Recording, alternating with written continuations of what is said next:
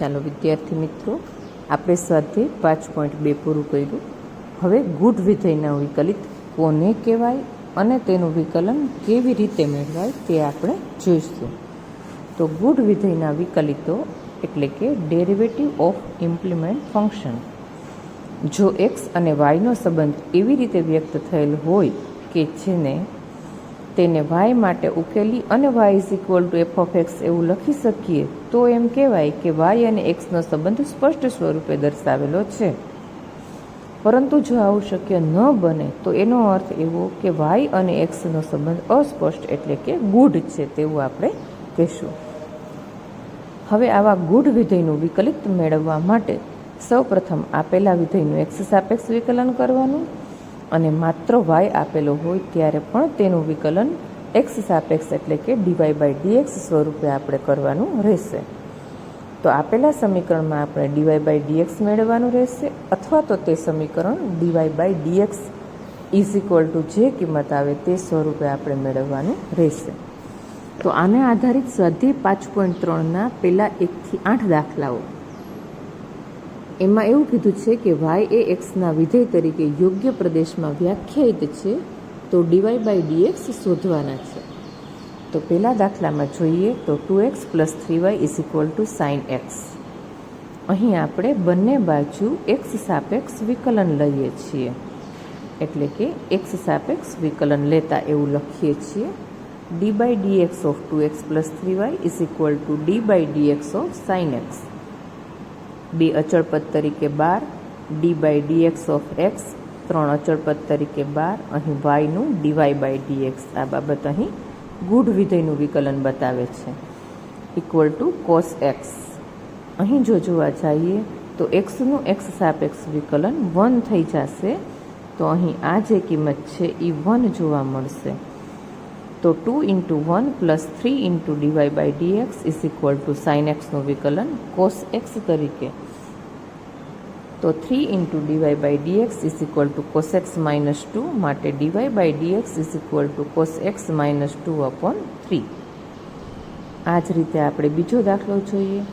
2x + 3y is equal to sine y આપેલું છે અહીં.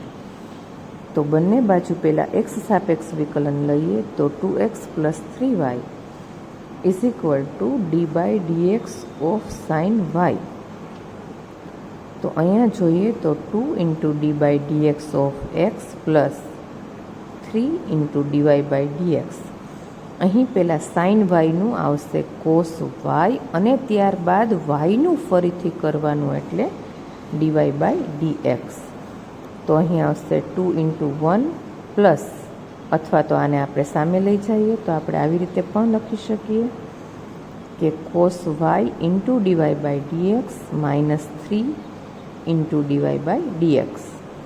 એટલે કે અહીંથી આપણે ડીવાય બાય ડીએક્સ કોમન લખીએ તો કોસ વાય -કોસ વાય -3 એટલે કે DY by dx is equal to 2/કોસ વાય -3 તરીકે આપણે એને લખી શકીએ. તો આ આપણું વિકલિત થઈ ગયું. આ જ રીતે જોઈએ number 3. ax + by² is equal to cos y. તો d by dx of ax + by² is equal to d by dx of cos Y.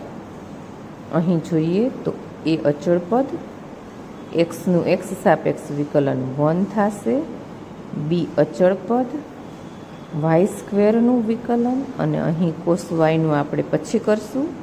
બંને બાજુ વિકલનનું કામ એક સાથે જ કરવાનું એટલા માટે. તો a × 1 + b. હવે y² વિકલન 2y અને yનું ફરીથી ડીવાય બાય ડીએક્સ. હવે કોસ વાયનું વિકલન -સાઇન વાય અને અહીંયા ફરીથી આવશે ડીવાય બાય ડીએક્સ. તો અહીં a ઇઝ ઇક્વલ ટુ આપણે આ કિંમત સામે માઇનસ લખી નાખીએ, -sine y × DY by d x -2by અહીંથી લખ્યું × ડીવાય બાય ડીએક્સ.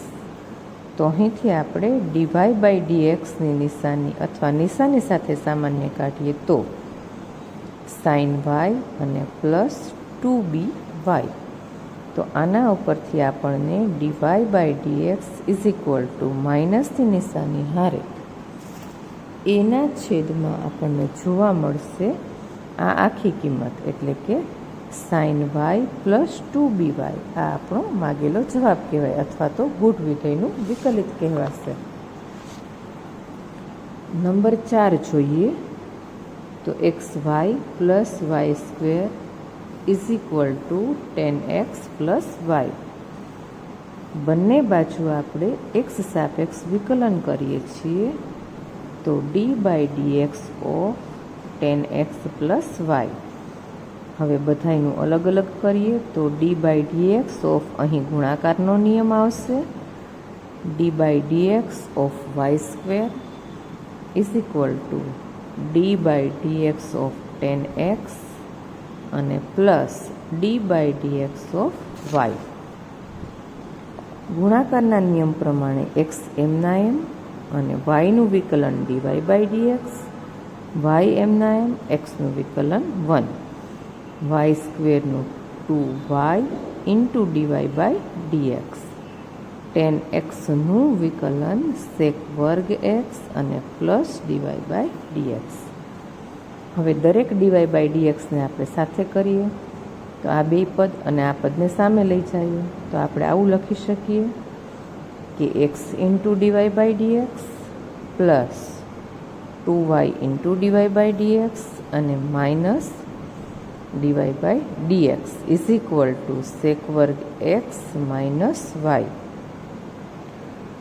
તો x into DY by dx, આ જે કિંમત લખી બધાયમાંથી આપણે એક્સ કોમન કાઢી લઈએ, ડીવાય બાય ડીએક્સ એટલે x plus 2y minus 1 is equal to sec વર્ગ એક્સ માઇનસ 1.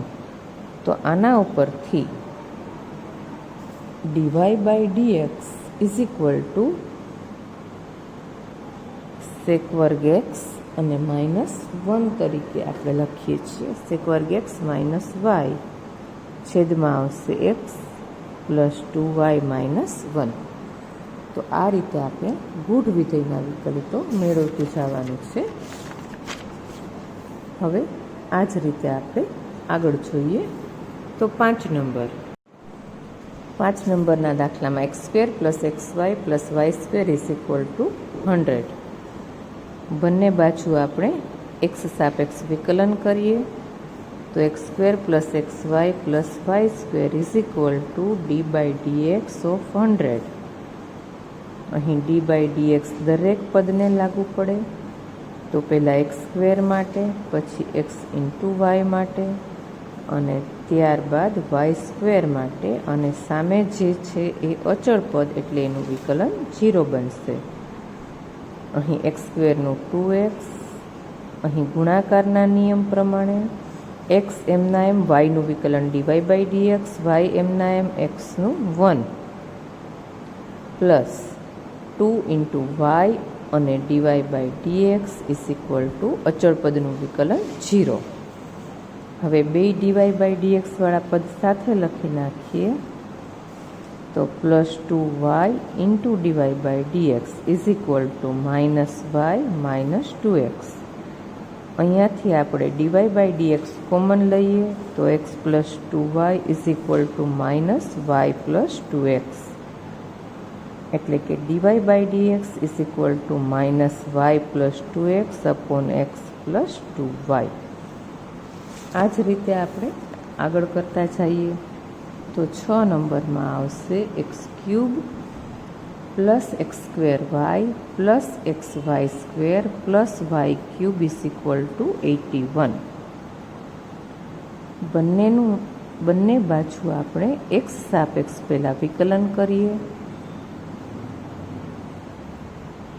અને ત્યારબાદ સરવાળા બાદબાકીના નિયમ પ્રમાણે આ વિકલન દરેક પદને અલગ અલગ આપીએ એટલે એક્સ ક્યુબનું વિકલન એમ કહેવાય, એક્સ સ્ક્વેર ઇન્ટુ વાયનું વિકલન, એક્સ ઇન્ટુ વાય સ્ક્વેરનું વિકલન અને વાય ક્યુબનું વિકલન equal to d by dx of 81નું વિકલન. એક્સ ક્યુબનું વિકલન તો કે 3x². અહીં ગુણાકારના નિયમ પ્રમાણે x² એમના એમ, વાયનું ડીવાય બાય ડીએક્સ, વાય એમના એમ અને x²નું વિકલન 2x.